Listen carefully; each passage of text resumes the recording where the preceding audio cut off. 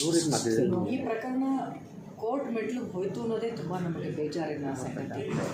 ಯಾಕಂದರೆ ವಿಷ್ಣು ಸರ್ ಎಂಥ ದೊಡ್ಡ ಲೆಜೆಂಡ್ರಿ ಅಂದರೆ ನಾವು ಮಣ್ಣಾಗಿ ಹೋದ್ರೂ ಅವ್ರ ನೆನಪು ಮಣ್ಣಾಗಲ್ಲ. ಇವತ್ತು ಅವ್ರನ್ನ ಮಣ್ಣು ಮಾಡಿರೋ ಜಾಗದ ಬಗ್ಗೆ ಇಷ್ಟೊಂದು ಮಾತುಗಳು ನಡೆಯುತ್ತೆ, ಇಷ್ಟೊಂದು ಗೊಂದಲಗಳು, ಇಷ್ಟು ವರ್ಷಗಳು.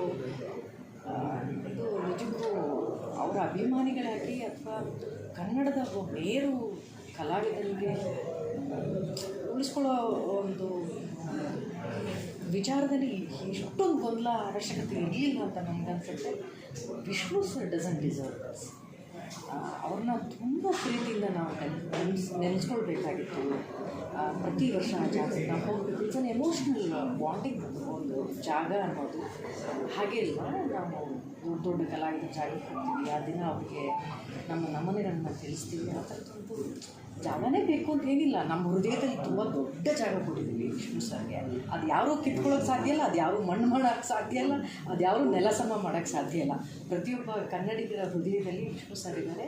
ಆದರೆ ಈ ಥರ ವಿಚಾರ ನಿಜಕ್ಕೂ ಒಂಥರ ಆಗಬಾರ್ದಾಗಿತ್ತು ಅನ್ನೋ ನೋವು, ದುಃಖ ನಮ್ಮೆಲ್ಲರಿಗೂ ಇದೆ. ಮೇಡಮ್, ಸಾಕಷ್ಟು ವರ್ಷದಿಂದ ಈ ಥರ ಗೊಂದಲ ನಡೀತಾ ಇದ್ದಾಗಲೇ ಧ್ವನಿ ಎತ್ತಾ ಇಲ್ಲ ಚಿತ್ರರಂಗದವ್ರು ಅನ್ನೋದು ಒಂದು ಕೂಗಿತ್ತು.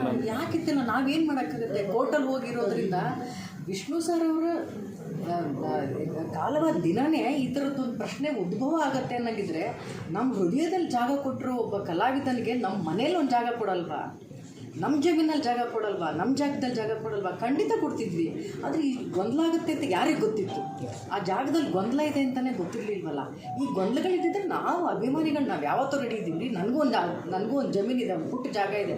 ಖಂಡಿತವಾಗಿ ನಾನು ದೇವ್ರ ಮನೇಲಿ ಹೆಂಗೆ ಜಾಗ ಕೊಡ್ತೀವೋ ವಿಷ್ಣು ಸರ್ಗೂ ಒಂದು ಜಾಗ ಕೊಡ್ತೀವಿ ಒಂದು ಫೋಟೋದಲ್ಲಿ. ಅಂಥದ್ದಲ್ಲಿ ನಮ್ಮ ಜಮೀನಲ್ಲಿ ಅವ್ರಿಗೆ ಜಾಗ ಕೊಡ್ತಾ ಇಲ್ವ? ಖಂಡಿತ ಕೊಡ್ತಿದ್ವಿ. ದುರ್ವಿಧಿ ಗೊತ್ತಿರಲಿಲ್ಲ ನಮಗಷ್ಟೇ. ಆ ಜಾಗ ಒಂದು ಈ ಥರದ್ದೊಂದು ಕಥೆ ಆಗುತ್ತೆ, ಈ ಥರದ್ದೊಂದು ಲಿಟಿಗೇಷನ್ ಆಗುತ್ತೆ ಅನ್ನೋದು ಯಾರಿಗೂ ಗೊತ್ತಿರಲಿಲ್ಲವಲ್ಲ. ಪ್ರತಿಯೊಬ್ಬ ಅಭಿಮಾನಿಯ ಎಲ್ಲ ಇದನ್ನು ಹೀಗೆ ಇರೋದು. ಬಟ್ ಜೊತೆಗೆ ಏನಂದರೆ ಧೀಮಂತ ನಾಯಕನಿಗೆ ಈ ಥರ ಒಂದು ದುರಂತ ಅಂತ ಏನಂತ ಅನಿಸುತ್ತೆ? ಖಂಡಿತವಾಗ್ಲೂ ಹೌದು. ನಾನೇ ಹೇಳ್ತೀನಿಲ್ಲ, ಕಲಾವಿದ್ರು ಮಾತ್ರ ಅಲ್ಲ, ನೀವೆಲ್ಲರೂ ವಿಷ್ಣು ಸರ್ ಅಭಿಮಾನಿಗಳು ಅಲ್ವೇನೋ? ಮಾಧ್ಯಮದವರು ಅಲ್ವಾ? ಏನು ಮಾಡೋಕ್ಕಾಯ್ತು? ಗೊಂದಲನ ಹೇಗೆ ಬಗೆಹರಿಸೋಕ್ಕಾಯ್ತು? ನಿಮಗಾದರೂ ಕೇಳ್ತಿದ್ದೀನಿ. ಆಗಲ್ಲಲ್ವಾ? ಕೋರ್ಟಲ್ಲಿ ಕೇಸ್ ಇರೋದ್ರಿಂದ ನಾವು ಯಾರು ಏನೂ ಮಾಡೋಕ್ಕಾಗ್ತಿರೋ ಪರಿಸ್ಥಿತಿಲಿ ಇದ್ದೀವಿ. ಅವತ್ತೇ ಕೇಳಿದ್ದಿದ್ರೆ ಖಂಡಿತವಾಗ್ಲೂ ನಮ್ಮೆಲ್ಲರಿಗೂ ಜಾಗ ಇತ್ತು. ಮೇಡಮ್, ಈ ಅಭಿಮಾನಿಗಳಿಗೆ ಮತ್ತು ಫ್ಯಾಮಿಲಿಯವರು ವಿಷ್ಣು ಸರ್ ಫ್ಯಾಮಿಲಿ ಒಂದು ತಿಕ್ಕಾಟದಿಂದ ಎಲ್ಲ ಆಗ್ತಾ ಇದೆ ಅಂತ ಅನ್ಸುತ್ತೆ. ಅದು ನನಗೆ ಗೊತ್ತಿಲ್ಲ. ಲೈಕ್ ನಾನೊಬ್ಬ ಅಭಿಮಾನಿಯಾಗಿ ಮಾತ್ರ ಮಾತಾಡ್ದಲ್ಲೇ ಮೊದಲೇ ಗೊತ್ತಿದ್ರೆ ಇದಕ್ಕೊಂದು ತಾರ್ಕಿಕ ಅಂತ್ಯ ಸಿಗ್ತಿತ್ತೋ ಏನೋ. ಮೊದಲಿಂದನೇ ಇದು ಆ ಜಾಗದಲ್ಲಿ